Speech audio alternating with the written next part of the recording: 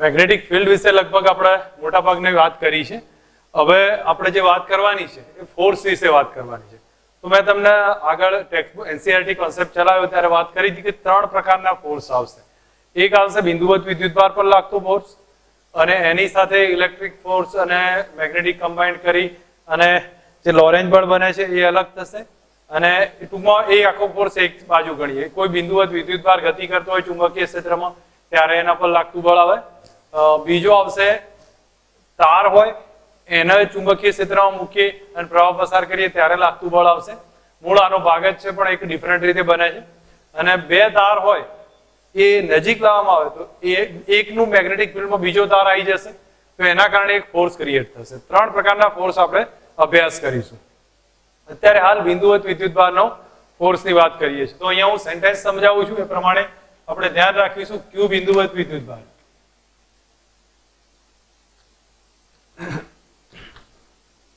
બી ચુંબકીય ક્ષેત્રમાં v વેગથી ગતિ કરે ત્યારે બળ F બાર બરાબર Q V ક્રોસ B મુજબ રજૂ થાય. સમજ રાખીએ Q V ક્રોસ B મુજબ આ બળ રજૂ થશે. આનું મૂલ્યના આધારે જોવા જવું તો F બરાબર જોઈએ તો Q VB sin theta. Clear? હવે V અને B એનાથી રચાતા સમતલને F કેવું હશે? લંબ હશે. ક્રોસ ગુણાકાર હોય એટલે તમને એટલો તો અંદાજ આવે કે V અને B થી રચાતા સમતલને F કેવું હશે? લંબ હશે. That means F A V અને B થી રચાતા સમતલને લંબ રૂપે જોવા મળે છે. આ એક એનો સીધો કોન્સેપ્ટ છે અને યાદ રાખવા જેવો ટોપિક છે. બળ હશે વેગની લંબ હશે ચુંબકીય ક્ષેત્રને લંબ. ટૂંકમાં વેગ અને ચુંબકીય ક્ષેત્રે જે સમતલ બન્યું હશે એને લંબ, પણ કયા નિયમ મુજબ? જમણા હાથના સ્ક્રૂના નિયમ મુજબ. સમજો, સીધા અર્થમાં તમને ખ્યાલ આવે કે V આ ડાયરેક્શનમાં છે, મેગ્નેટિક ફિલ્ડ આ ડાયરેક્શનમાં હોય તો V ક્રોસ B ક્યાં જાય? તો V તરફ આગળ રાખો, અંગૂઠો જવા દો B તરફ, તો અંગૂઠો ક્યાં રહે છે? અંદરની તરફ. તો that means magnetic field force હશે અંદરની તરફ હશે અને V ને B થી રચાતા સમતલને લંબ હશે. એવી રીતે સદિશની પ્રેક્ટિસ કરી શકો છો. ઘણી બધી પ્રેક્ટિસ બની શકે પણ આપણા માટેનો એક મેઇન કોન્સેપ્ટ થયો છે. હવે જોવા જઈએ તો કન્ડિશન અહીંયા સમજીએ આપણે. આમાં 2 થી 3 કોન્સેપ્ટ થી આપણે આની ડિટેલ્સ બતાવી શકીએ છીએ. પણ આપણે પહેલા એક વાત કરી લઈએ કે સિમ્પલ કઈ રીતે રજૂ થાય છે અને આમાં શું બની શકે છે. તો આવી જ્યારે પણ સિચ્યુએશન જોવા મળશે તો 3 પ્રકારની સિચ્યુએશન હોય. એક તો પહેલો થીટા 0 બને. બરોબર? થીટા 0 બને તો થીટા 0 બને તો શું થશે એની આપણે વાત કરીએ છીએ. થીટા 0 હોય તો V અને કોની વચ્ચેનો થીટા છે? V પેરેલલ B થાય. V અને B પેરેલલ હોય અને V B પેરેલલ થાય તો થીટા 0 થાય તો એ વખતે મેગ્નેટિક ફોર્સ 0 થશે. ફોર્સ શું થશે? 0 થાય. ધ્યાન રાખવા જેવો કોન્સેપ્ટ આવ્યો. અને બીજી કન્ડિશન છે કે જો થીટા 90 થતો હોય, થીટા 90 થાય તો એ વખતની કન્ડિશનમાં V લંબ B છે તો આપણું બળનું સૂત્ર F બરાબર કયું થશે? Q VB sin 90. sin 90 કેટલા થઈ જશે? 1 થશે. આ ફોર્સની 2 કોન્સેપ્ટ છે. ત્રીજો નોર્મલ આ છે જ, એની કોઈ વધારે એટલું માથાકૂટ છે નહીં. હવે જ્યારે આ સ્થિતિ આવે તો આપણને એટલું તો સમજ આવી ગઈ છે કે આવી જ્યારે પણ કન્ડિશન આવશે તો આ રીતનો ફોર્સ એક ક્રિએટ થશે ને એ V અને B થી રચાતા સમતલ લંબ હોય. હવે આની ખાસિયતની વાત કરું છું. એક સમજ રાખજો. પહેલી કોન્સેપ્ટ આપણને ખ્યાલ આવ્યો ભાઈ F એ V અને B થી રચાતા સમતલ લંબ છે તો એનો મતલબ શું થયો? F ની દિશા એ જ કોની દિશા છે? A ની દિશા છે. તો એનો મતલબ કે A અને V એ કેવા થયા? લંબ થયા. સમજ રાખજો, કોન્સેપ્ટ પરથી ક્લિયર કરો. બળ પરથી આપણે કહી શકીએ બળની દિશા એ જ પ્રવેગની દિશા. તો પ્રવેગ અને વેગ પણ કેવા છે? એકબીજાને લંબ છે. અને આ કન્ડિશનમાં વર્તુળાકાર ગતિ જ થાય.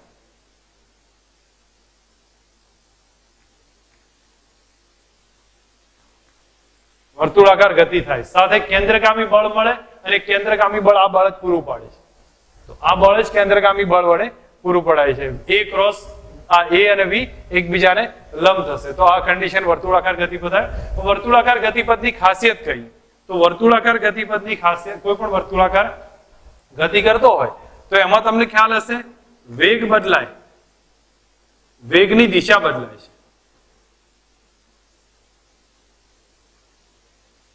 મૂલ્ય અચળ રહે. બરોબર. નેક્સ્ટ, વર્તુળાકાર ગતિ થતી હોય તો આ કન્ડિશન થશે. તમને સિમ્પલ સી હિન્ટ આપી દઉં છું. આ સ્થિતિ આપણને બતાવી છે, મેગ્નેટિક ફિલ્ડ ઇનસાઇડ છે, કોઈ કણ v વેલોસિટી થી અહીંયા એન્ટર થાય છે, v વેલોસિટી થી એન્ટર થાય તો એ શું કરશે? આ પ્રમાણેની એક વર્તુળાકાર ગતિ કરશે. વર્તુળાકાર ગતિ કરે તો ફોર્સ લાગતો હશે સેન્ટર તરફ, v ક્રોસ b, તો ઓલવેઝ આ ડાયરેક્શનમાં ફોર્સ ક્રિએટ થશે, જે આપણને અહીંયા સમજાવવાનો આઈડિયા આપ્યો છે. બરોબર. તો v ક્રોસ b થી આ પ્રકારનો ફોર્સ લાગશે. વેગની દિશા બદલાય, મૂલ્ય અચળ રહે છે, ઝડપ અચળ રહે. વેગમાન વેગ પર ડિપેન્ડ છે તો વેગમાનની દિશા બદલાય, મૂલ્ય અચળ. પછી ગતિ ઉર્જા, ગતિ ઉર્જામાં મૂલ્ય જ આવે છે એટલે ગતિ ઉર્જા અચળ રહે. આ મહત્વનો કોન્સેપ્ટ આવ્યો છે. આ સ્થિતિમાં ચુંબકીય બળ લાગતું હોય ત્યારે ગતિ ઉર્જા કેવી રહેશે? અચળ રહેશે. આટલા કોન્સેપ્ટ બેઝિક તો આપણને યાદ હોવા જોઈએ, પણ એક વસ્તુ સમજો, એવી સિચ્યુએશન અહીંયા આપણને આ બધી ડિટેલ પરથી ખ્યાલ હોવો જોઈએ, બળનો પ્રવેગ પણ બદલાશે, ફક્ત દિશા બદલાશે, કારણ કેન્દ્ર તરફ ઓલવેઝ લાગશે. તો અહીંયા હું લખી દઉં F એ પણ બદલાશે, નું મૂલ્ય અચળ, દિશા બદલાય. તો આના બધા કોન્સેપ્ટ થયા છે. હું માનું ત્યાં સુધી એક એક કોન્સેપ્ટ આપણને પરફેક્ટલી ક્લિયર થવા જોઈએ. તો આટલું એક ફોર્સની ડિટેલ મેં ક્લિયર કરી છે. ફોર્સમાં જનરલ કેસમાં થીટા એંગલ લાગતો હોય v વચ્ચેનું, પણ એનાથી વધારે એટલું નહીં. v ક્રોસ b કરીએ એટલે આપણને બળ લાગશે ને એ બળ હશે અને લંબ રૂપે જોવા મળતું હશે. આ પ્રમાણેનું અંદરની તરફ જાય એ રીતનું મેગ્નેટિક ફિલ્ડ બતાવ્યું છે. કોઈ કણ v વેલોસિટી થી આમ ગતિ કરે તો એ વખતે આમ થઈ એનું વર્તુળાકાર પથ બનતો હોય છે. વધારી લીધું છે કે આ રીતનું વર્તુળાકાર પથ બને છે. આખું થશે તો એ સમજી લો અહીંયા સુધી આપણે લઈ લઈએ તો આખો વર્તુળાકાર પથ પણ એને દર્શાવી શકીએ છીએ આ કન્ડિશનમાં. તો એ વખતે બળ હંમેશા કેન્દ્ર તરફ હશે, બળ હંમેશા કેન્દ્ર તરફ લાગતું હોય. તો એનો મતલબ કે કેન્દ્રગામી બળ કોણ પૂરું પાડે છે? તો વિદ્યુત ચુંબકીય બળ જ પૂરું પાડે છે. તો ચુંબકીય બળ પૂરું પાડે તો આપણે Fc is equal to Fm લખી શકીએ. Fc થશે mv²r બરાબર Fm q vb sin 90. પણ અહીંયા તો તમને ખ્યાલ આવે છે કે v આ તરફ છે, b અંદર છે, તો v અને b વચ્ચેનો ખૂણો 90 છે, તો આપણે અહીંયા sin 90 કરી દઉં છું. પહેલી જ શરત છે. આ શેના માટે છે? v અને b લંબ હોય ત્યારે. પહેલો કોન્સેપ્ટ આપણે ધ્યાન રાખીએ છીએ. જો v અને b લંબ નહીં હોય તેની કન્ડિશન અલગ થશે. તો આમાંથી v ને કેન્સલ કરી નાખીએ. v ને કેન્સલ કરી sin 91 લઈએ તો r બરાબર પહેલું જ ઇક્વેશન આવશે mv ભાગ્યા qb. r બરાબર mv ભાગ્યા qb. હવે આના ઉપરથી ઘણા ઇક્વેશન બનશે, તમે સમજ રાખો, પછી આપણે આગળ એની ડિટેલમાં ચેક કરતા જઈએ. mv ના બદલે p પણ કહેવાય. અલગ અલગ ઇક્વેશન્સ બનતા જશે. તો આપણે અહીંયા એક કામ કરીએ છીએ, mv ના બદલે pa લખી દઉં છું, p ભાગ્યા qb પણ થશે. r બરાબર mv, p એટલે વેગમાન, વેગમાન ભાગ્યા qb થઈ જશે. હવે અહીંયા આગળ એક રિલેશન અહીંયા ચેક કરીએ છીએ, ગતિ ઉર્જાના ઇક્વેશન લખીએ છીએ. તો ગતિ ઉર્જાના ઇક્વેશન k બરાબર કેટલા આવશે? k લખો, e લખો, જે લખશો એ હાફ mv² કહેવાય, હાફ mv². બીજા શબ્દોમાં એને p²/2m કહેવાય, p²/2m કહીશું. જો કોઈ આ જ ઉર્જા p ના સ્વરૂપમાં હોય અને એને અલગ અલગ રૂપે સમજી લો કે p²/2m કહી છે અને એને q × v ના આધારે સ્થિતિ ઉર્જા કન્વર્ટ થતી હોય તો q × v ના ઉપરથી પણ કહી શકીએ છીએ, q × v પણ લખી શકીએ છીએ. સાથે આપણે એના ઉપરથી આનું બીજું ઇક્વેશન 3/2 kBT પણ લખીશું ટેમ્પરેચર પરથી. જરૂર તો નહીં પડે પણ અહીંયા લખેલું આપણને ખ્યાલ હોવો જોઈએ. 3/2 kB × ટેમ્પરેચર T છે. એક આ રિલેશન. હવે P ની એક મહત્વની મેગ્નેટિક ફિલ્ડની ઉર્જા લખીએ છીએ કે જે આ તો બધી થઈ ગઈ બીજી ઉર્જાથી, ધારો કે ટેમ્પરેચર રિલેટેડ છે, વિદ્યુત ક્ષેત્ર રિલેટેડ છે, આ વેગમાન શું કે મિકેનિક્સના આધારિત છે. તો ચુંબકીય ઉર્જા કેટલી આવશે? તો અહીંયા P નું સૂત્ર આવશે. તો P બરાબર સબ્જેક્ટ બનાવો તો P બરાબર Q into B into R આવશે. આ એક ઇમ્પોર્ટન્ટ રિઝલ્ટ થયું. P બરાબર QBR. અંદર કિંમત મૂકીએ તો એ રિલેશન પણ આવશે. P બરાબર Q square B square R square by 2m. સમજ રાખો, P ની કિંમત લખી Q square B square R square upon 2m. તો આ થઈ ગયા ગતિ ઉર્જાના રિલેશન. એ પરથી આપણે રેડિયસના બી ઇક્વેશન ચેક કરીએ કે રેડિયસના ઇક્વેશન કયા આવશે. તો અહીંયા હું લખું છું R બરાબર mv ભાગ્યા qb બરાબર p ભાગ્યા qb.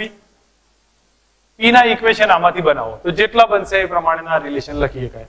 p ના ઇક્વેશન આમાંથી બનાવો તો રૂટ અહીંયા લખી દઉં ભાગ્યા q ઇન્ટુ b તો ખરા જ, q ઇન્ટુ b નીચે છે, p ના બદલે અહીંયા 2m સામે ગુણી કાઢું, રૂટ લઈ લઉં તો route 2m q into b એકા થાય. 3/2 kbt ને એવોઇડ કરતા એની જરૂર હમણાં નથી આપણે, એટલે એને રહેવા દઈએ. તો આટલા એનર્જીના ફોર્મમાં બનાવી દો તો અહીંયા હું લખી દઉં root 2m into k divided by q into b. તો આટલી રેડિયસ આમાં થઈ ગઈ. અલગ અલગ ઉર્જા બનશે તો આ ઉર્જાના રિલેશન છે. ક્યાંથી બને છે? તો એકબીજા પરથી બને. તમે જોયું કે મહત્વનું ઇક્વેશન R બરાબર mv ભાગ્યા qb અથવા p ભાગ્યા qb. તો p બરાબર qbr લખ્યા છે. હવે પછી એને શું કર્યું આપણે? ઉર્જાના equation half mv square p square by 2m qb 3/2 kbt છે, પણ p ની કિંમત લખી દીધી તો એક રિલેશન આવ્યું. હવે એના પરથી રેડિયસના ઇક્વેશન બનાવ્યા. તો અહીંયાથી જે p ની કિંમત આવી, p બરાબર રૂટ 2m k એક લખી, p બરાબર રૂટ 2m qb એ લખી દીધું. બસ બાકી તો એ રિલેશન છે. તો આટલા એનર્જીના રેડિયસના ઇક્વેશન છે જે કામ લાગે એવા છે, જરૂર પડે તો ઉપયોગ કરી શકીએ છીએ. આવર્તકાળની વાત કરીએ, એક દોલન પૂરું કરે ને એનો સમય છે, તો એ ચેક કરવો હોય તો આ જ ઇક્વેશન પરથી કરી દઈએ. તો R બરાબર m v ભાગ્યા qb છે.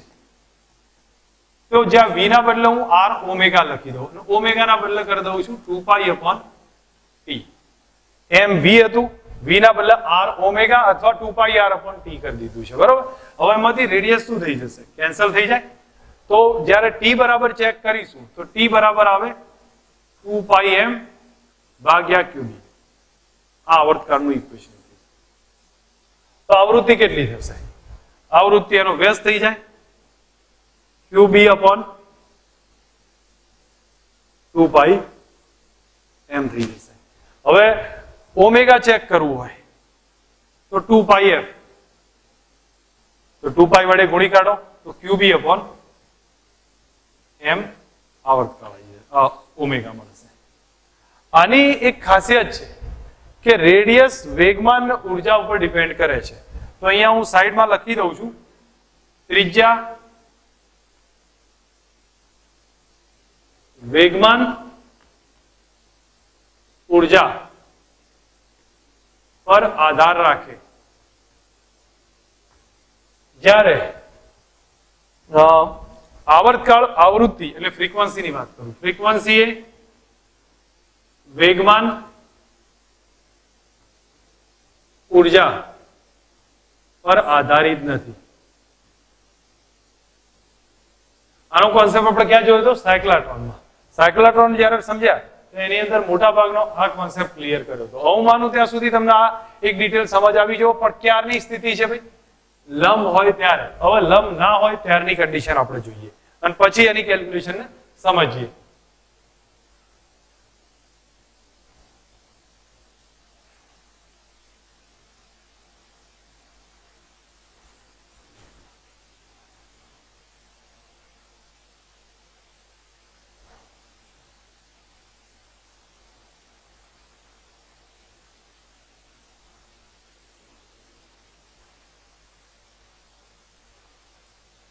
હવે આગળ ચેક કરીએ, v અને b એકબીજાને લંબ ના હોય ત્યારે v b નો કોઈ એંગલ બનતો હોય.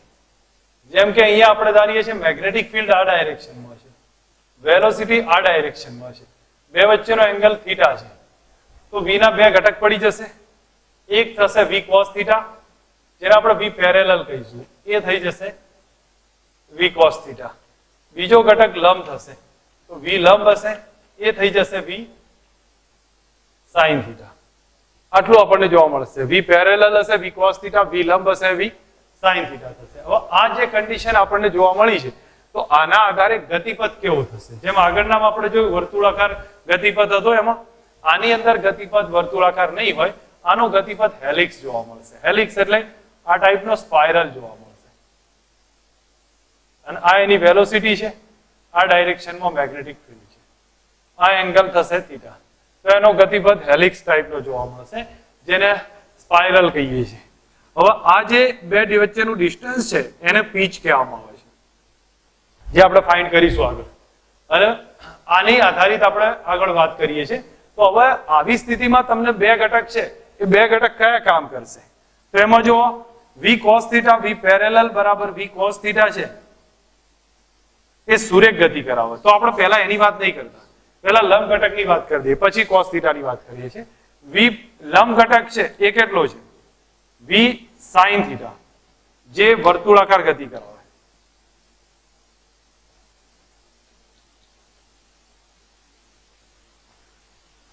v sin થીટા જે વર્તુળાકાર ગતિ કરાવે, વર્તુળાકાર ગતિ કરાવે તો એનું રિલેશન એમાં કેન્દ્રગામી બળ આવશે. એ કેન્દ્રગામી બળ v sin થીટા ના ઘટક વડે પૂરું પડાશે. તો આપણે રિલેશન લખીએ છીએ, m v નો ઘટક આવશે v sin થીટા, તો v sin theta mv sin theta mv square by r બરાબર અહીંયા આવશે qvb sin થીટા, તો q v sin theta into b આટલું લખાશે.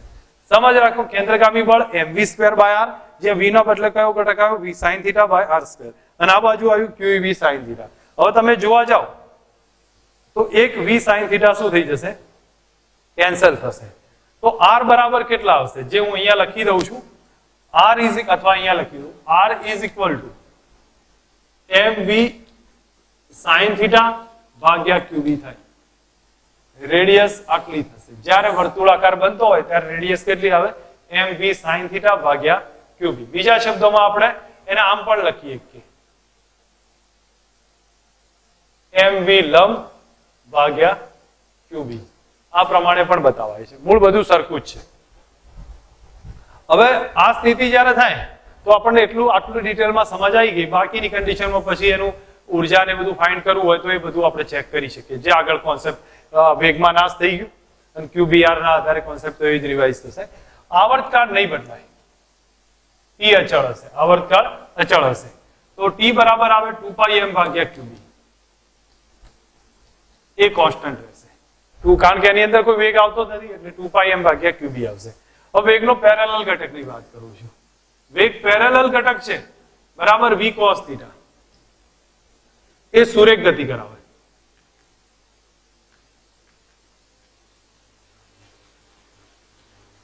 જો સમજો, આ વર્તુળાકાર ગતિ કરાવે v sin થીટા, અને આ સુરેખ ગતિ, બે ભેગી થઈને કઈ ગતિ થાય? સ્પાઇરલ ગતિ થશે. આગળ જશે આ પ્રમાણેની. હવે અહીંયા જે સુરેખ ગતિ કરાવે તો પીચ જે કપાય છે એક દોલન દરમિયાન કાપેલું અંતર, તો p બરાબર પીચ જે કહીએ છીએ એ થશે એક દોલન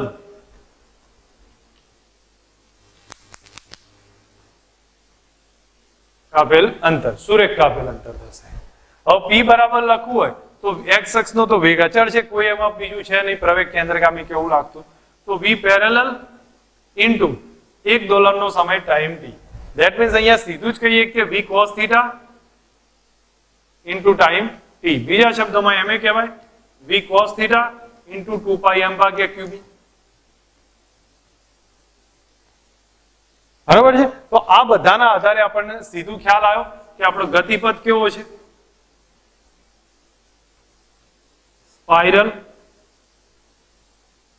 આ ડિટેલ આપણને ખબર પડી છે આટલે સુધી. કઈ સ્થિતિમાં? જ્યારે v અને b એકબીજાને લંબ ના હોય ત્યારે. લંબ હોય તો આગળની કન્ડિશન, જો પેરેલલ હોય તો 0, ફોર્સ 0 થાય. લંબ હોય તો બાકી ફોર્સ જે હશે એ આપણને કેટલો હશે એ બી લખી દઈએ. ફોર્સ લંબ ના હોય તો f બરાબર qvb sin થીટા. આટલો ફોર્સ થઈ જશે. અને એને આ બધી માથાકૂટ છે કે જે આપણે સમજી શકીએ છીએ કે આટલી ડિટેલ આપણને ધ્યાન પર હોય તો આગળ કેલ્ક્યુલેશનમાં હજી વધારે ક્લિયર થઈ જશે. ઓકે, આ થઈ ગયું. આપણે 3 ઘટનાઓ સમજ્યા. એક તો પેરેલલ હતું તો 0, લંબ હતું ત્યારની બધી ડિટેલ, અને લંબ ના હોય ત્યારે સ્પાઇરલ ગતિપથ વિશે. હવે વિદ્યુત ક્ષેત્ર એડ કરી લોરેન્જ બળની વાત કરીએ છીએ. તો સમજો અહીંયા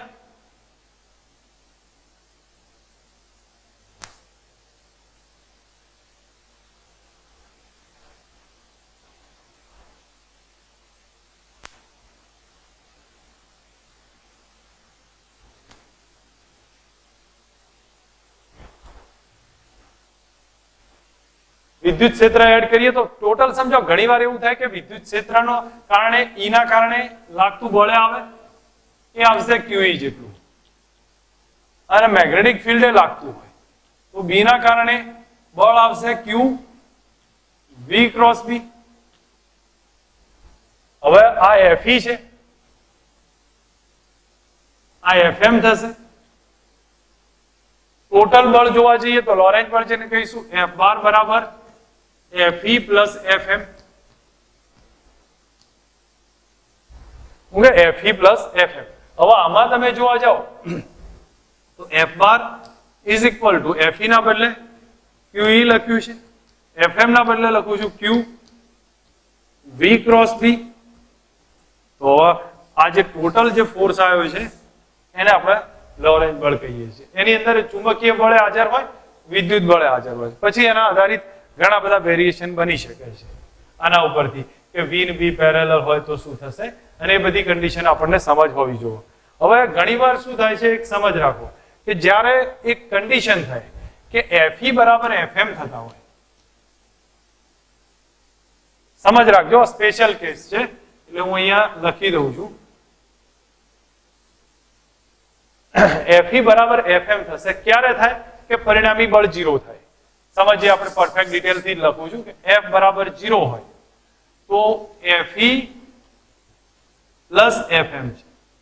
પણ જો FE ને FM વિરુદ્ધ દિશામાં આવતા હોય કોઈ કારણથી, FE is equal two minus FM હોય, FE is equal two minus FM છે, તો એ સ્થિતિમાં આપણે કિંમત મૂકીએ જો અહીંયા તો માઇનસ માઇનસ પ્લસ થઈ જશે, અને જ્યારે વિરુદ્ધમાં હોય ત્યારે તો FE બરાબર શું થઈ જાય, FM થશે.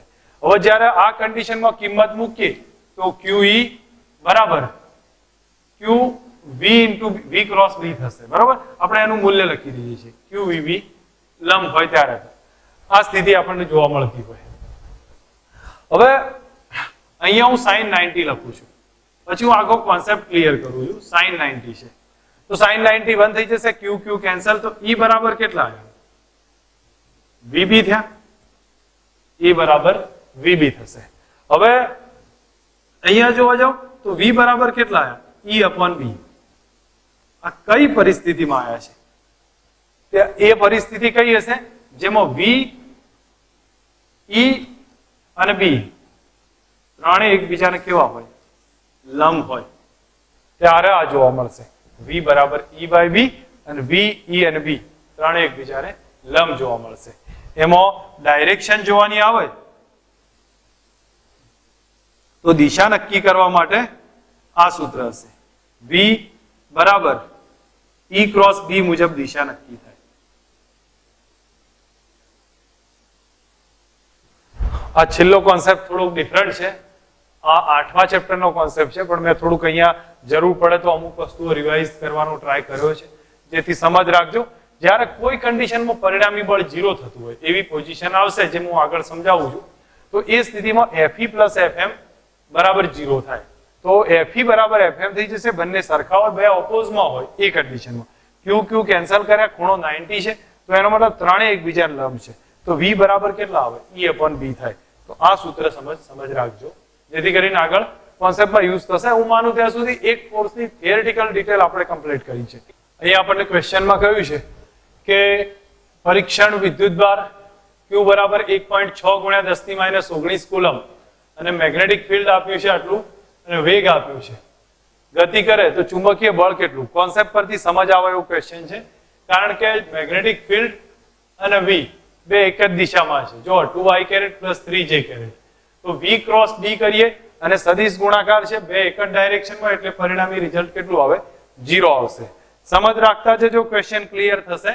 નેક્સ્ટ ક્વેશ્ચનમાં આપણને બતાવ્યું છે x અક્ષની દિશામાં 10⁸ મીટર પર સેકન્ડના વેગથી ગતિ કરતો અને 10⁻11 કુલમ અને દળ આપ્યું છે 10⁻7 ગતિ કરાય છે અને y દિશામાં એક સરખું ચુંબકીય ક્ષેત્ર લગાડે છે. તો બળનું મૂલ્ય અને દિશા કેટલી, પહેલા તો સમજ રાખો બળ વેગ કેટલો છે એટલે સ્ટેપ વાઇઝ કિંમત મૂકતા જઈએ. તો વેગ છે 10⁸, મેગ્નેટિક ફિલ્ડ છે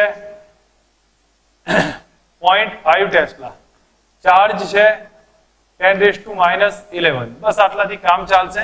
હું ફોર્સનું ઇક્વેશન લખું છું, QVB ફાઇન્ડ કરી શકાય. આમાંથી Q, V અને B ત્રણેય વેલ્યુ આપી છે એટલે ફોર્સ મળશે. ડાયરેક્શન સમજવી છે તો V ક્રોસ B કરવાનું છે. V ક્યાં જાય છે? V જાય છે x અક્ષમાં, તો V x અક્ષમાં છે અને મેગ્નેટિક ફિલ્ડ y દિશામાં છે. તો આપણે એક કામ કરી દઈએ, આ V થઈ ગયો, મેગ્નેટિક ફિલ્ડ y દિશામાં છે તો V ક્રોસ B કરો તો V આ ડાયરેક્શનમાં, B આ ડાયરેક્શનમાં બહાર આવશે. ધેટ મીન્સ જે ફોર્સ આવશે પ્લસ z દિશામાં આવે, પ્લસ z દિશામાં અને આ ઓપ્શન થઈ જશે. તમે ચેક કરશો તો એક રિઝલ્ટ મળશે.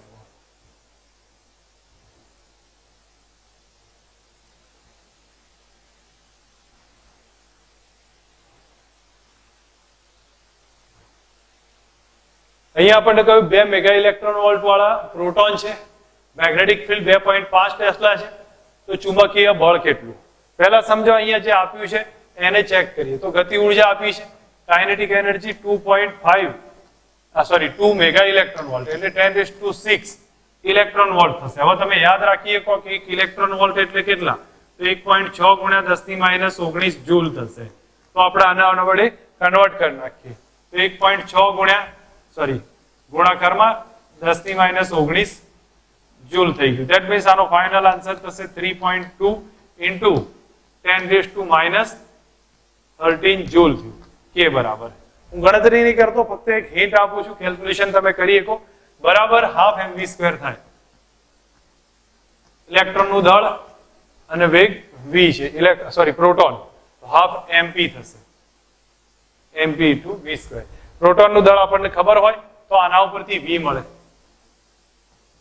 v ફાઇન્ડ થઈ જશે.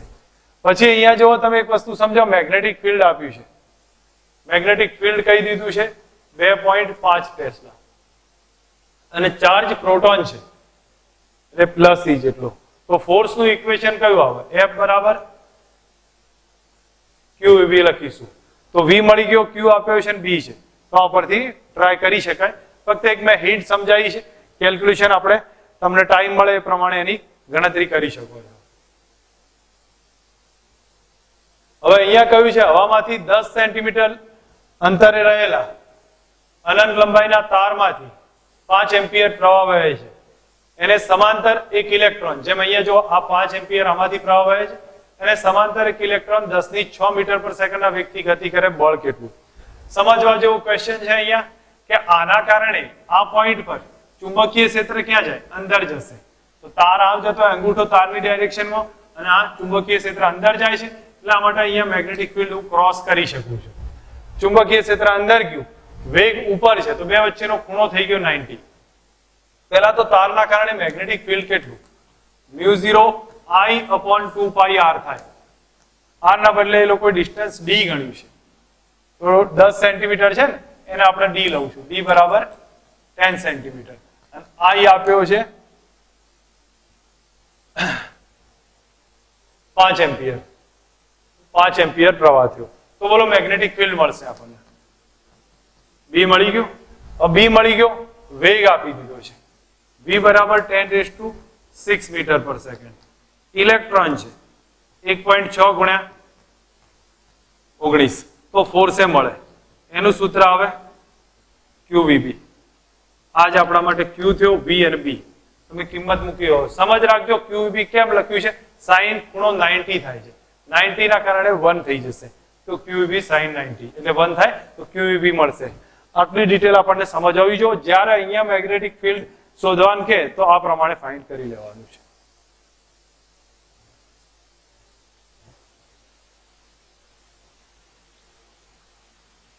હવે આ જે ક્વેશ્ચન છે એમાં જો આપણને કહ્યું છે બંને ક્ષેત્ર સાથે 30 ના ખૂણે, આ ક્ષેત્ર સાથે 30 ના ખૂણે ચુંબકીય ક્ષેત્ર 1 ટેસ્લા છે, વેગ આટલો 2.5 × 10⁷ છે, તો પ્રોટોન પર લાગતું બળ. હવે આમાં સીધું ઇક્વેશન યુઝ કરજો, qvb sin θ sin 30 થઈ જશે, એમાંથી એક આન્સર મળી જશે. કેલ્ક્યુલેશન ફક્ત હું સમજાવું છું, ઉપયોગ તમે જાતે કરી શકો છો. ઓકે, આ થઈ ગઈ એક ફોર્સની પેટર્ન હતી જેની અંદર લગભગ મોટા ભાગે આ ફોર્સ રિલેટેડ ક્વેશ્ચન હતા. હવે આપણે એક કામ કરીએ, રેડિયસ ને એના રિલેટેડ ટોપિકને સમજવાનો ટ્રાય કરીએ. બહુ જ ઇમ્પોર્ટન્ટ અને કોન્સેપ્ચ્યુઅલ ટોપિક છે, જેને સમજવા માટે થોડીક ધ્યાનથી અને વિચારીને કંઈક કામ કરવાની જરૂર છે. જો અહીંયા શું કીધું છે, લંબઘટ ચુંબકીય ક્ષેત્રમાં 3 વિદ્યુતભાર પ્રોટોન, ડ્યુટરોન, આલ્ફા કરંટ. તો પહેલા એના વિદ્યુતભારનો રેશિયો લખું છું, જે હું અહીંયા લખી દઉં છું. પ્રોટોન, અથવા ચલો વાંધો નહીં, અહીંયા જરૂર વારે વારે પડતી જ રહેશે, તો અહીંયા ફક્ત એક હિન્ટ બતાવી દઉં છું. માસ ઓફ પ્રોટોન જેમ માસ ઓફ ડ્યુટરોન જેમ માસ ઓફ આલ્ફા પાર્ટિકલ, એ થઈ જશે. પ્રોટોનનું માસ mp એટલે 1 ગણીએ, ડ્યુટરોનનું એના કરતા ડબલ છે, અને આનું ચાર્જ છે 1:2:4. ચાર્જમાં પ્રોટોનનો ચાર્જ, ડ્યુટરોનનો ચાર્જ, આલ્ફાનો ચાર્જ, એ ચેક કરીએ તો થશે 1:1:2. આ રેશિયો તમને સમજ હોવી જોઈએ કે પહેલા ચેપ્ટરનો છે, એટલે તમે આ ધ્યાન પર રાખી શકો છો. હવે આ જે રિલેશન આપ્યું છે એમાં જો શું કહ્યું છે, સમાન ચુંબકીય ક્ષેત્ર છે, તો પહેલી જ કન્ડિશન આવી ગઈ કે મેગ્નેટિક ફિલ્ડ બી સમાન છે આખી ઘટનામાં. અને 3 કણ બંધ પાથમાં પસાર થાય એમની ત્રિજ્યાનો ગુણોત્તર ચેક કરવો છે. ત્રિજ્યાનો ગુણોત્તર r proton, r deuteron, r alpha, એ કેટલો થશે અલગ અલગ કન્ડિશનમાં. પહેલી સ્ટેજ આપણે લઈએ તો પહેલા શું કહ્યું છે, v સમાન હોય ત્યારે.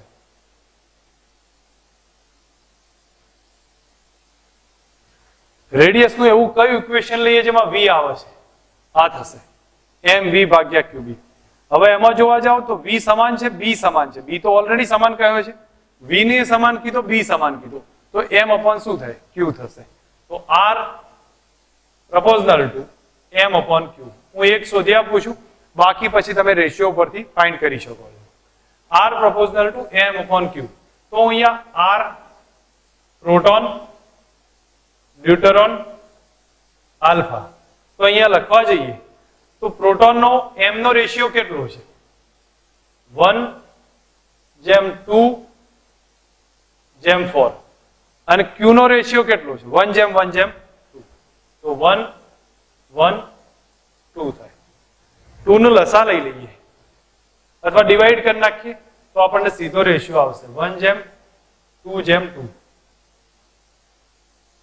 આ એક રિઝલ્ટ આવી જશે, 1:2:2 થશે. તો આ પહેલાનું v સમાન હોય ત્યારે. હવે હું રિઝલ્ટ નહીં બતાવું, ફક્ત રેશિયો બતાવીશ અને સોરી રિલેશન બતાવીશ, કમ્પેરિઝન, પછી તમે એના ઉપરથી ગુણોત્તર લઈ શકો છો. સેકન્ડમાં શું કહ્યું છે, સેકન્ડમાં જાતે વિચાર લઈએ. સેકન્ડમાં આપણને p સમાન કીધો છે. હવે જો p સમાન હોય તો આપણું આ સૂત્ર આવે, r = p/qb.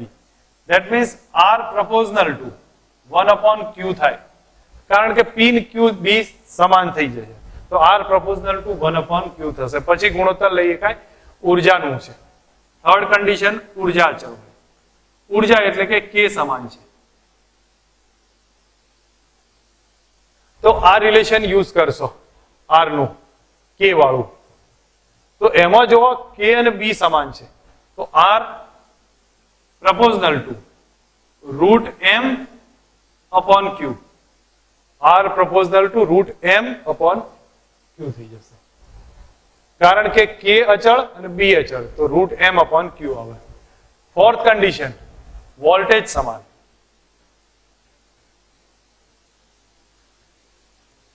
r proportional to voltage એટલે આ વોલ્ટેજ છે, વોલ્ટેજ સમાન હોય તો r proportional to mq/q થાય. રૂટમાં લખું છું, એમ ક્યુ અપોન ક્યુ. હવે રૂટ ક્યુ કેન્સલ કરી નાખીએ તો R proportional to root M upon Q થાય.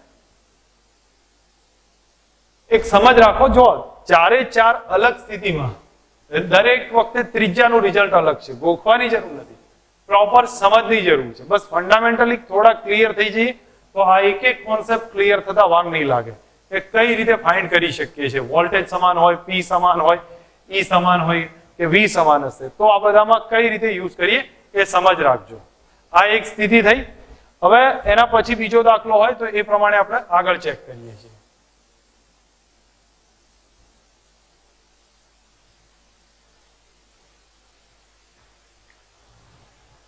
એમાં સેમ છે એટલે હું અમુક એવોઇડ કરતો નથી, બરાબર.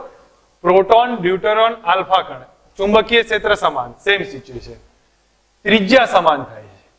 ઓકે, આની અંદર બંધ પરિપથની ત્રિજ્યા સમાન થાય તો રેડિયસ સમાન છે. આપણે ગુણોત્તર જોઈએ છે, V નો ગુણોત્તર, P નો ગુણોત્તર, E નો ગુણોત્તર અને વોલ્ટેજ નો ગુણોત્તર.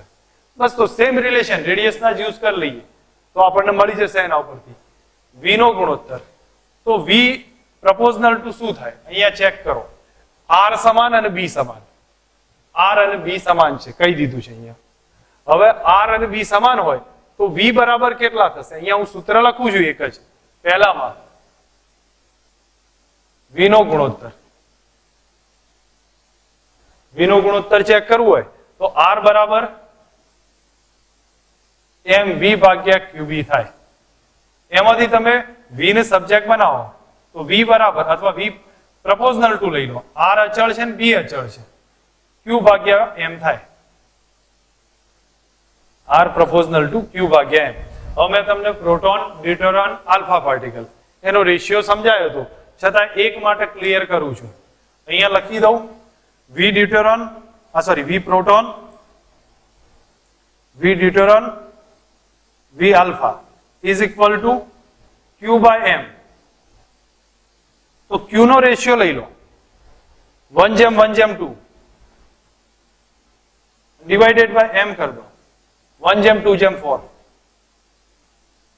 4 લસા લઈ લો તો રિઝલ્ટ આવશે. 4 લસા અથવા અહીંયા 1/2 થઈ જશે, 2 લસા લઈ લો તો અહીંયા થશે 2:1:1. લસાનો આન્સર થશે. એક પહેલાનો આન્સર ક્લિયર થયો. હવે એવો જ બધાના આન્સર ચેક કરી લઈએ આપણે. કોન્સેપ્ટ સેમ હશે, ધ્યાન રાખતા જજો. બીજામાં શું કહ્યું છે? P નો ગુણોત્તર. ચલો P માટે જોવું હોય તો R અને B અચળ તો P ચલે છે, Q થઈ ગયા. બસ એમાં સીધું છે. થર્ડ લઈશું ઉર્જાનો ગુણોત્તર એટલે K નો ગુણોત્તર. K માં જો તો R અચળ છે અને B અચળ છે તો અહીંયા લખું છું, અહીંયા સામે લાવી દઉં તો આપણા માટે થશે Q² B² R² is equal to આપણે આ સૂત્ર લઈ લઈએ છીએ ઉર્જા માટે. આ લેશો તોય ચાલે, અહીંયા લેશો તોય ચાલશે. E બરાબર Q² B² R² upon 2m. તો એનો અર્થ શું થયો કે E પ્રપોઝનલ ટુ B ને R અચળ છે તો Q² by M થાય. E પ્રપોઝનલ two Q² by M થશે. ઉર્જાનું થયું. હવે આવ્યું છે વોલ્ટેજ. તો વોલ્ટેજ માટેનો ગુણોત્તર ચોથો લખીએ છીએ, V નો છે. એના માટે હું માનું ત્યાં સુધી આ રિલેશન યુઝ કરી લઈશું અને એમાંથી કોઈના કોઈ કમ્પેરિઝન કરીશું. અને જો બીજું કરવું હોય તો આ બેની કમ્પેરિઝન કરો. અહીંથી આવી જ જશે, પણ જો છતાંય ઈઝી પડવું હોય તો આની કમ્પેરિઝન કરીએ. Q² B² R² by 2m is equal to Q into V. Okay, compare કરશો તો એક Q કેન્સલ થઈ જશે. આ બે તો અચળ છે B ને R, એટલે V પ્રપોઝનલ ટુ શું થાય? Q by M થાય. Q કેન્સલ થઈ જાય તો V પ્રપોઝનલ two Q by M. તો બધાના રેશિયો મળ્યા, ગુણોત્તર બધાના અલગ અલગ થશે, અલગ અલગ ફોર્મમાં રિઝલ્ટ આવતા જશે. આપણને ખ્યાલ આવવો જોઈએ કઈ રીતે ગણાય છે. હવે ઓકે, નેક્સ્ટ એના પછી કયું છે? હવે પ્રોટોન અને ઇલેક્ટ્રોનની વાત આવી છે. તો આપણે પ્રોટોન ઇલેક્ટ્રોનના આધારે આગળ ચેક કરીએ છીએ.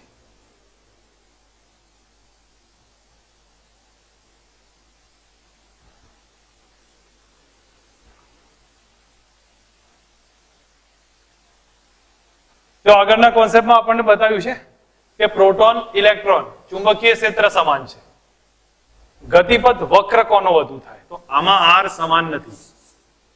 હવે એક વસ્તુ ધ્યાન પર રાખવા જેવી છે, આ જે સિચ્યુએશન અહીંયાથી સમજો, કોઈ કણ અહીંથી અહીંયા જશે, કોઈ કણ આ પ્રમાણે જાય છે, તો આની ત્રિજ્યા R1 છે, આની ત્રિજ્યા R2 થશે. તો તમને એટલો તો ખ્યાલ આવે છે કે R2 ગ્રેટર ધેન R1 છે. તો જેની ત્રિજ્યા વધુ છે એની વક્રતા ઓછી છે. અહીંયા કોન્સેપ્ટ સમજી લેજો, ત્રિજ્યા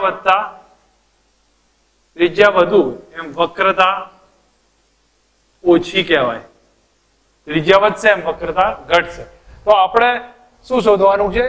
એ કન્ડિશનમાં કહ્યું છે વધારે વિવર્તિત થાય, વક્રતા વધુ હોવી જોઈએ. વક્રતા વધુ હોય તો ત્રિજ્યા કેવી હોવી જોઈએ? ઓછી હોવી જોઈએ. તો આપણા માટે ઓછી ત્રિજ્યા ફાઇન્ડ કરવાની છે. કોની ત્રિજ્યા ઓછી હશે? કોન્સેપ્ટ ફરી સમજ રાખજો, જેની વક્રતા વધુ છે અથવા જેની ત્રિજ્યા વધુ છે એની વક્રતા ઓછી છે. પણ આપણે ઉલટું જોવો છે, આપણે જોઈએ છે ગતિપથ વધુ વક્ર થાય, વધુ વક્ર થાય ત્રિજ્યા ઓછી જોઈએ, ઓછી ત્રિજ્યા ફાઇન્ડ કરવાની છે. ઓકે, તો આ બધી કન્ડિશનમાં ઓછી ત્રિજ્યા ફાઇન્ડ કરીશું આપણે, જેની ત્રિજ્યા ઓછી બનતી હોય, આર લેસ થવું જોઈએ. પહેલી કન્ડિશનમાં હવે એક વસ્તુ સમજો, બી સમાન આપ્યો છે. જો બી સમાન હોય ત્યારે પહેલા સ્ટેજમાં કહ્યું છે બી કોન્સ્ટન્ટ હોય તો. હવે એક વસ્તુ ધ્યાન પર આમાં રાખી છે કે આની અંદર શું આપ્યું છે? પ્રોટોન ઇલેક્ટ્રોન છે, અને પ્રોટોન ઇલેક્ટ્રોન હોય તો આપણને બેનો વિદ્યુતભાર એ સમાન થાય, ક્યુ એ સમાન છે અને ક્યુ સમાન છે, બી સમાન છે. સમજો અહીંયા બી તો ઓલરેડી આપ્યું છે, ક્યુ સમાન છે, આ બે સમાન છે. હવે પહેલા કહ્યું છે બી એ સમાન થયો, અને એ સ્થિતિમાં ત્રિજ્યા કોના ઉપર ડિપેન્ડ કરે છે? તો આપણે ચેક કરીએ. તો હવે વેગ આપ્યો છે ને, એટલે હું વી સ્મોલ વી લખું છું, વી સમાન છે. હવે એમ વી ભાગ્યા ક્યુ બી, તો ક્યુ અચળ, બી અચળ, એમ અલગ અલગ છે. અહીંયા ત્રણ વસ્તુ અચળ, વી, બી અને ક્યુ, વી, બી અને ક્યુ આ અચળ, તો આર પ્રોપોઝનલ ટુ એમ થાય. પછી આપણે બધાનું ચેક કરી લઈએ એક સાથે. અહીંયા પી અચળ હોય તો આર પ્રોપોઝનલ ટુ પી ભાગ્યા ક્યુ બી, અને ક્યુ ને બી તો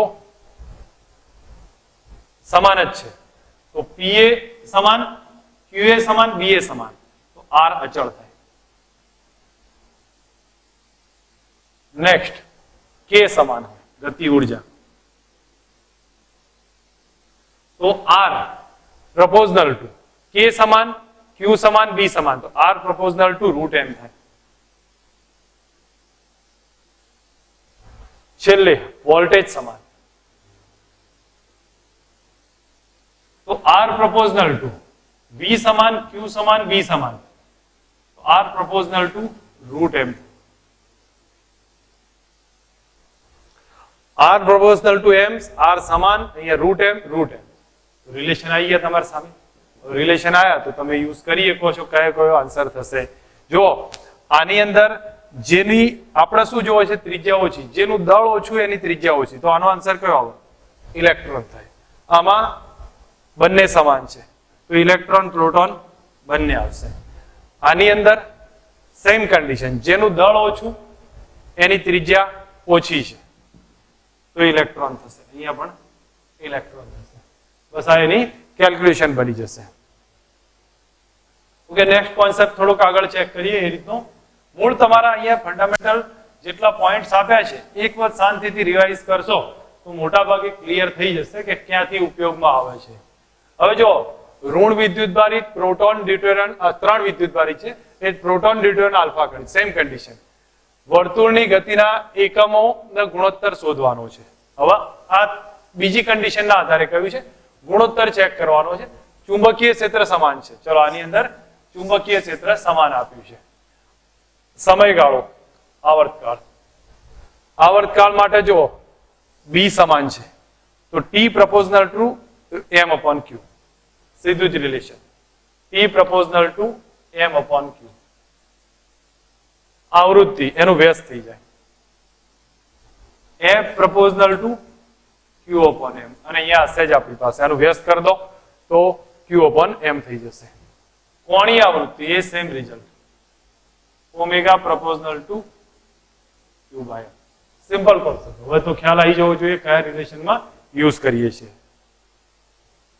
નેક્સ્ટ કયું છે? પ્રોટોન આલ્ફા કણ, પ્રબળ ચુંબકીય ક્ષેત્ર B અને 2B છે, ત્રિજ્યા સમાન છે અને ગતિ ઉર્જાનો ગુણોત્તર લેવો છે. હવે ચેક કરીએ અહીંયા. જો આની અંદર કયું છે? પ્રોટોન આલ્ફા કણ, પ્રોટોન અને આલ્ફા કણ એના પ્રબળ સમાન ચુંબકીય ક્ષેત્ર. ધેટ મીન્સ પહેલું તો બી કોન્સ્ટન્ટ, નહીં, સમાન ચુંબકીય ક્ષેત્ર અલગ અલગ છે. B1 પ્રોટોન માટે બી છે અને ડ્યુટેરોન માટે, સોરી, આલ્ફા કણ માટે 2B છે. આટલું આપેલું છે અને ત્રિજ્યા સમાન થાય છે. તો R proton is equal to R alpha particle. ગતિ ઉર્જાનો ગુણોત્તર જોઈએ છે તો K proton by K alpha કેટલા થાય?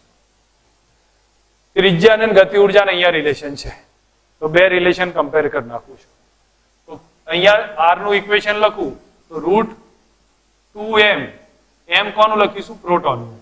ગતિ ઉર્જા સમાન છે, સોરી, ગતિ ઉર્જાનો ગુણોત્તર જોઈએ તો K proton divided by Q proton અને મેગ્નેટિક ફિલ્ડ B લખ્યું. અહીંયા ચેક કરીએ કારણ કે પ્રોટોનનું B છે. અહીંયા લખીશું √2m ડ્યુટેરોન. ડ્યુટેરોનનું દળ પ્રોટોન કરતા બમણું છે એટલે 2m કરી દઉં છું. ઓકે, અને K ડ્યુટેરોન ડિવાઇડેડ બાય પ્રોટોનનો ડ્યુટેરોનનો વિદ્યુતભાર સમાન છે એટલે Q પ્રોટોન જ લખી દઉં છું અને મેગ્નેટિક ફિલ્ડ ડબલ છે 2B કર્યું છે. હવે આમાંથી કેન્સલ થતું હોય, સ્ક્વેર કરવો હોય, જે કરવું હોય તો પહેલા તો આ Q અને B શું થઈ જશે? કેન્સલ થઈ ગયા. અહીંયાથી જે MP છે અને 2 આ કેન્સલ થઈ ગયું તો અહીંયા રહેશે √KP. √KP બરાબર અહીંયા √2 into KD રહેશે ડિવાઇડેડ બાય 2 રહેશે. સ્ક્વેર કરી દો બંને તરફ તો એક રિઝલ્ટ આવશે. KP is equal two KD અને નીચે 4 આવશે, એનો નીચે 2 લખી દઈશું આપણે કારણ કે રૂટ કરી લઈશું એટલે, અને KP ભાગ્યા KD કરો. KP ભાગ્યા KD એટલે કે 1/2 આવે. આ કેલ્ક્યુલેશન બની શકે છે.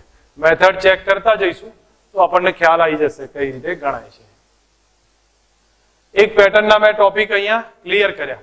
હવે આપણને આના રેડિયસ બેઝ ઉપર ક્યાંના ક્યાં રિલેશન આવે, રેડિયસ, ઉર્જા, તો એ તો આપણને ખબર પડી જવી જોઈએ કે કઈ રીતે આના રિલેશન મળે છે. હવે એના પછીનો કોઈ પોઈન્ટ આવે તો એની માટે આપણે વાત કરીએ છીએ.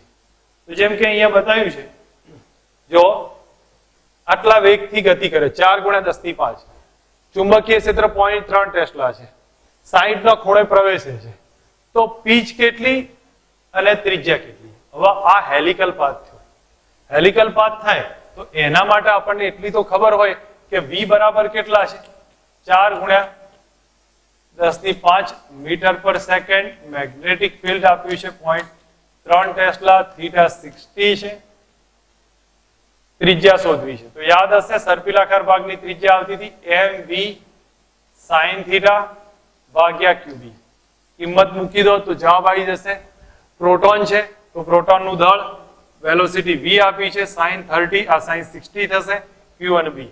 તો પ્રોટોનનો વિદ્યુતભાર પરથી આટલું મળી જાય. અને પીચની વાત થશે તો પીચ p બરાબર કયું હતું? v cos theta into t. t ના બદલે લખાય 2πm ભાગ્યા q into b. v આપે છે cos 60 થાય, m અને b, આ m અને q પ્રોટોનનો દળ અને પ્રોટોનનો વિદ્યુતભાર. બસ તો એક રિઝલ્ટ મળશે આમાં. એક વિદ્યુતભાર શૂન્ય ગુરુત્વાકર્ષણ ક્ષેત્રમાં પ્રક્ષેપિત હોય તો વિદ્યુત અને ચુંબકીય ક્ષેત્રની એવી શક્યતા શોધો કે જેથી એના પર પરિણામી બળ ના લાગે. તો આપણે અહીંયા ચેક કરીએ કઈ કન્ડિશનમાં પરિણામી બળ લાગે. પહેલેમાં કયું છે? E0 હોય તો Fe0 થાય. થઈ શકે છે. બી 0 હોય તો એફએમ 0 થાય અને એના કારણે પરિણામી બળ 0 થઈ શકે છે. સેકન્ડ કન્ડિશન જોઈએ તો E 0 હોય તો FE 0 થશે, પણ B નોટ ઇક્વલ ટુ 0 હોય, પણ જ્યારે V અને B પેરેલલ હોય ત્યારે FM 0 થાય અને એના કારણે પરિણામી બળ 0 મળી શકે છે. થર્ડ કન્ડિશન છે એની અંદર ચેક કરીએ. E not equal to 0, B not equal to 0, ત્યારે આવી સ્થિતિ થાય. મેં તમને આગળ સમજાવ્યું હતું ને હમણાં કે FE ના કારણે E ના કારણે FE આ ડાયરેક્શનમાં લાગે, V ક્રોસ B કરીએ FM નીચે લાગે છે, બંને સમાન મૂલ્ય ના થાય તો 0 થઈ શકે છે.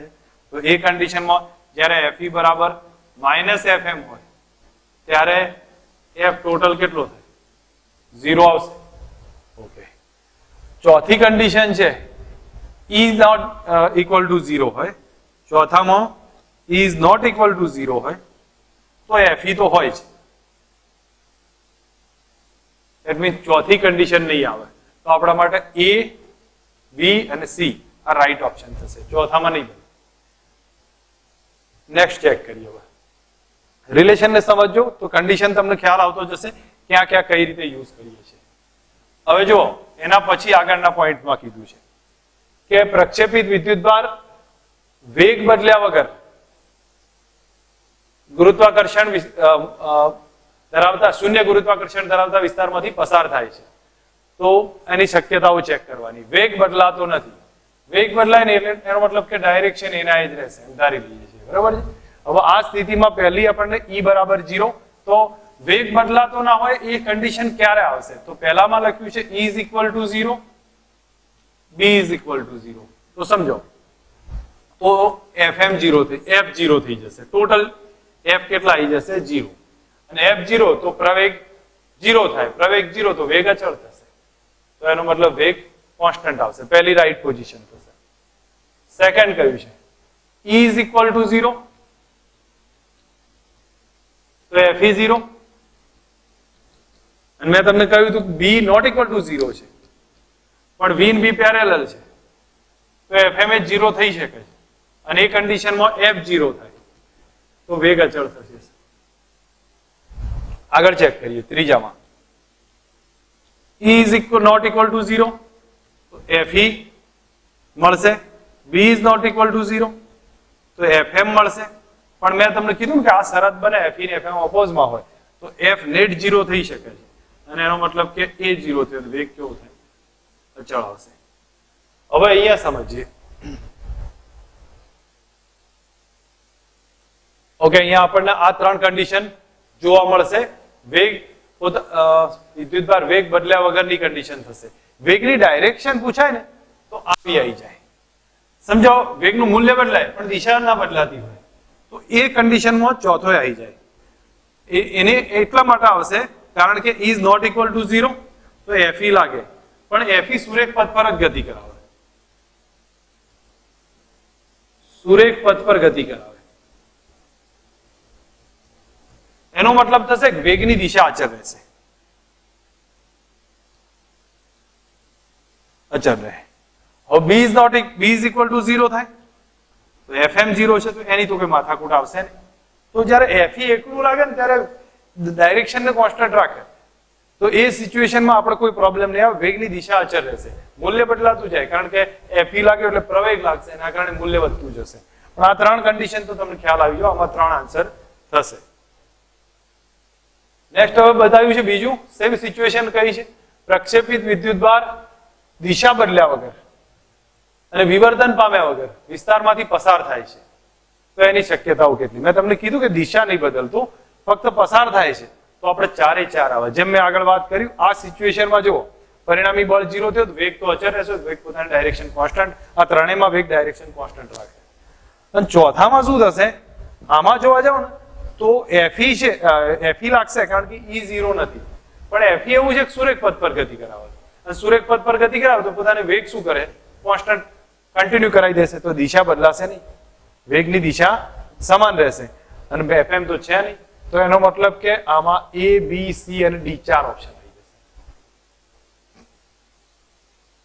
બીજું આમાં બતાવ્યું છે પ્રક્ષેપિત વિદ્યુતભાર અચળ ઝડપે, હવે ઝડપ અચળ રાખી છે, પસાર થાય છે, તો એના શક્યતાઓ કેટલી? હવે ઝડપ અચળ હોય ને તો પરિણામી બળ 0 હોવું જોઈએ. તો આપણા માટે ફરીથી આ 3 ઓપ્શન થઈ જશે. રાઈટ, આમાં ના થાય કારણ કે આમાં ઝડપ વધતી જશે.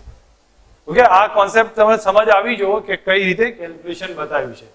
નેક્સ્ટ હવે એનાથી આગળ સમજીએ કે આપણને અહીંયા જે હિન્ટ કીધી છે એમાં જુઓ. હવે આ સ્ટેપ બતાવું એના પહેલા હું તમને થોડું ક્લિયર કરું છું કે આપણે કઈ જગ્યાએ કઈ રીતથી યુઝ થાય છે ઉપયોગ.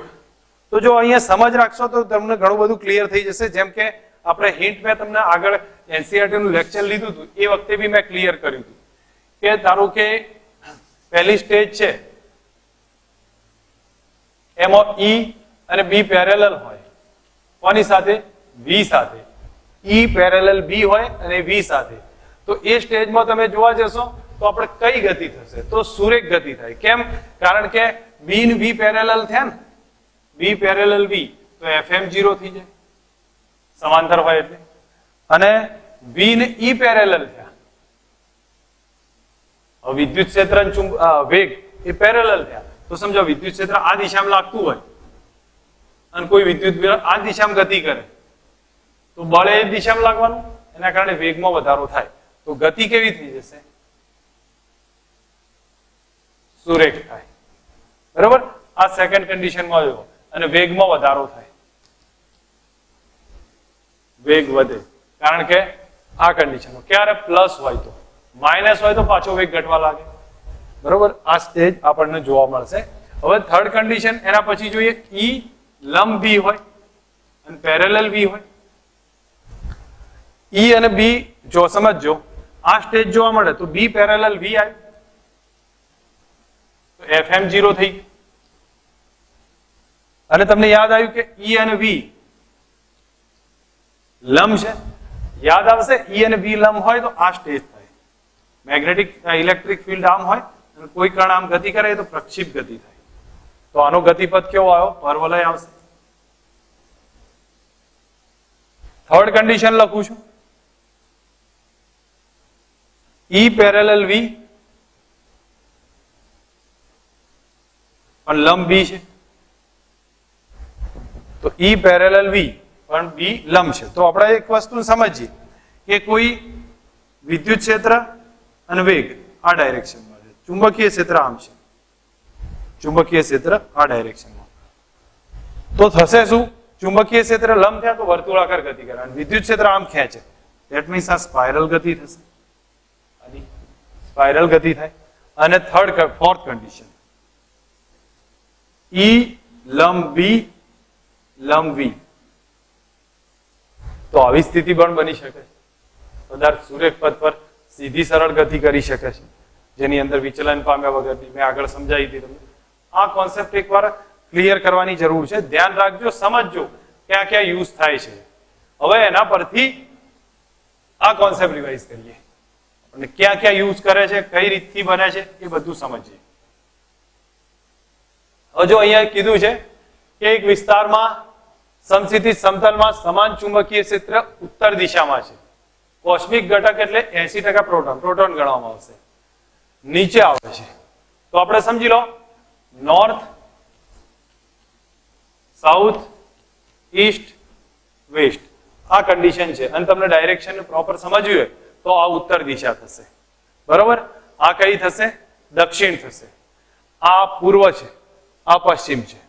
તો હવે આપણે એ પ્રમાણે ગણી લો તો બી જલ્દી અંદાજ આવશે. સમજ રાખજો.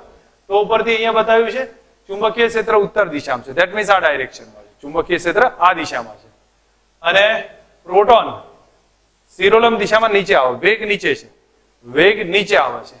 તો વેગ નીચે થયો, ચુંબકીય ક્ષેત્ર ઉત્તર દિશામાં, તો જે દિશામાં બળ લાગે એ દિશામાં વિવર્તિત થાય.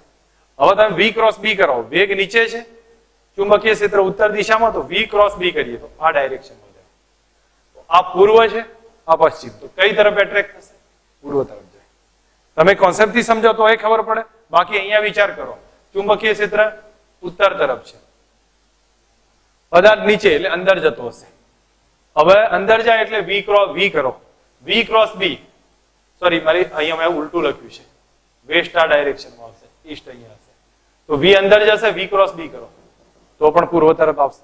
રિલેશન સમજજો, ડાયરેક્શન પ્રોપર સમજ આવી જુઓ.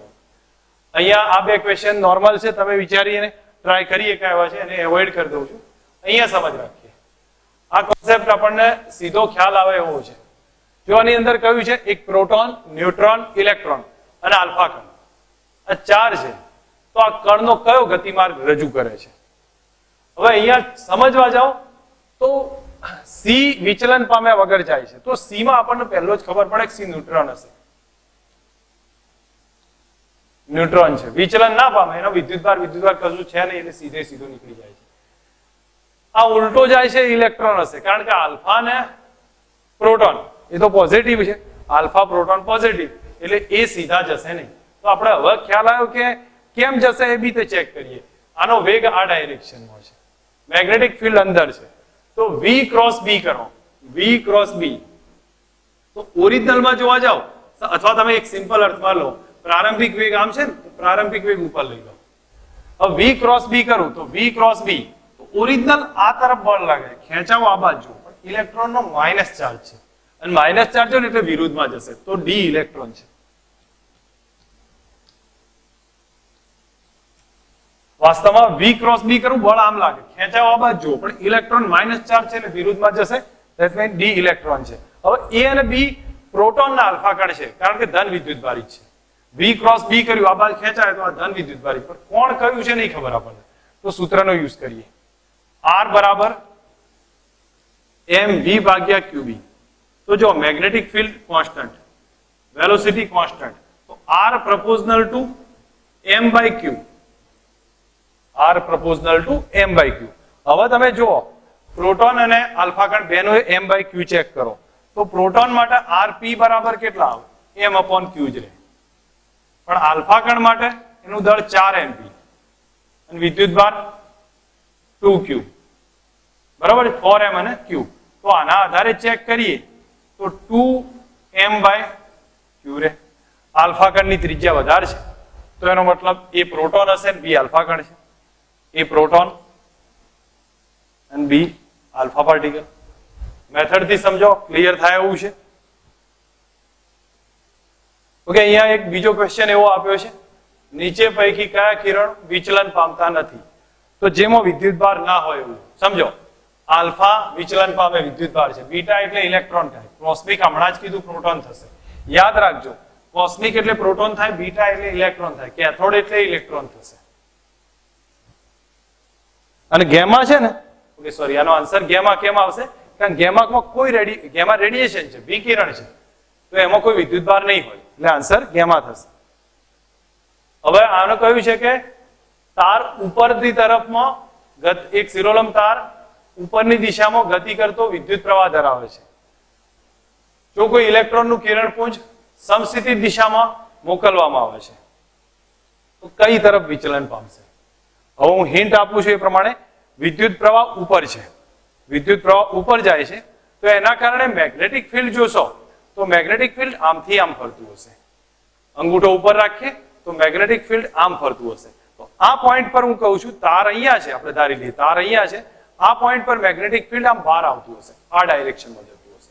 ધેટ મીન્સ મેગ્નેટિક ફિલ્ડની ડાયરેક્શન આ હશે, ધ્યાન પર રાખી દીધું છે. હવે ઇલેક્ટ્રોન કિરણપુંજ એની તરફ આવે છે, તાર તરફ આવે છે, આ તાર છે, તો ઇલેક્ટ્રોન કિરણપુંજ આમ આવે છે, તો વેગ આ ડાયરેક્શનમાં થયો, મેગ્નેટિક ફિલ્ડ આ ડાયરેક્શનમાં, બળ ક્યાં લાગ્યો? વી ક્રોસ બી કરો, તો વી આ ડાયરેક્શનમાં, બી તરફ જઈએ છીએ આપણે, ક્રોસ બી, અંગૂઠો ક્યારે? નીચે, તો કઈ તરફ જશે? નીચે જશે.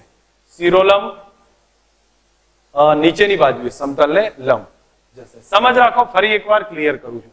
તારમાં પ્રવાહ ઉપર જાય છે, ધેટ મીન્સ મેગ્નેટિક ફિલ્ડ આ ડાયરેક્શનમાં ફરતું છે, મેગ્નેટિક ફિલ્ડ આ રીતે હશે, વેલોસિટી આ ડાયરેક્શનમાં આવે છે, તો આ ડાયરેક્શનમાં એનો વેગ છે. હવે વી ક્રોસ બી કરું તો અંગૂઠો નીચે રહેશે, એટલે નીચેની તરફ જોવા મળશે. એક વિસ્તારમાં, ઓકે, અહીંયા પાછો ઇલેક્ટ્રોન તો નથી કીધો, ઇલેક્ટ્રોન કીધો હોય તો આપણે, ઓકે સોરી મારી ભૂલ છે, પાછો ઇલેક્ટ્રોન આવ્યો છે, સમજવામાં ભૂલ રહી કે નીચે તરફ જાય છે પણ ધન વિદ્યુતભાર નીચે જશે. આ તો ઇલેક્ટ્રોન છે, તો ઇલેક્ટ્રોન પાછો ક્યાં જાય? ઉપર જશે, કારણ કે ઇલેક્ટ્રોન પર માઇનસ ક્યુ ચાર્જ આવી ગયો, એટલે એ ઉપર જશે. તો આપણે બી ઓપ્શન રાઈટ થશે. સોરી, અહીંયા કહ્યું છે વિદ્યુતભાર સ્થિર વિસ્તારમાંથી મુક્ત કરવામાં આવે છે. વિદ્યુત અને ચુંબકીય ક્ષેત્ર એકબીજાને સમાંતર છે. મેં હમણાં વાત કરી કે ઈ પેરેલલ બી છે, મુક્ત કરવામાં આવે છે, એકબીજાને સમાંતર છે, તો વિદ્યુતભાર કેવા ભાગમાં ગતિ કરશે? હવે તમે જાતે વિચારી શકો છો. પહેલા આમાં કદાચ એક સીધા અર્થમાં સ્થિર વિદ્યુતભાર મુક્ત કરવામાં આવશે, તો વી અને બી પેરેલલ છે. સમજો, આ ડાયરેક્શનમાં ઈ અને બી બંને છે. અહીંથી કોઈ વિદ્યુતભાર ગતિ મુક્ત કર્યો હોય તો એ આમ જ જવાનો, આમ જશે તો એને ઈ એટ્રેક્ટ કરશે. હવે ઈ એટ્રેક્ટ કરે, વી બી, તો ઈ આનો વેગ અને બી પેરેલલ થઈ ગયા. તો એનો મતલબ શું થયો કે એફએમ 0 થશે. મેં તમને આગળ સમજાવ્યું હતું, એફએમ 0 થાય, પણ એફઈ નોટ ઇક્વલ ટુ 0 થાય. એનો મતલબ વેગ વધતો જાય, સીધી રેખામાં ગતિ કરશે. ઓકે, હવે આટલા કોન્સેપ્ટ તો તમને ખ્યાલ આવી જવો જોઈએ કે આ કોન્સેપ્ટ પરથી આપણે આટલા એક્ઝામ્પલ ક્લિયર કર્યા છે. મેં એક જ પોઈન્ટ લીધો છે હજી સુધી, ક્યુ we cross B total force. હજી આપણે એના થોડાક 2-3 દાખલાઓ બાકી છે, એ કેલ્ક્યુલેશનમાં લઈશું તો આ પોઈન્ટ આખો ક્લિયર થશે. હવે ફંડામેન્ટલ સમજવા માટે દરેક ક્વેશ્ચન અહીંયા મેં સમજાયા એ તો ઠીક છે, પણ તમે સ્ક્રીનને પોઝ કરો, પોતાની જાતે વિચાર કરો કે કઈ રીતથી ગણાય છે, અને ત્યારબાદ આગળ જાઓ.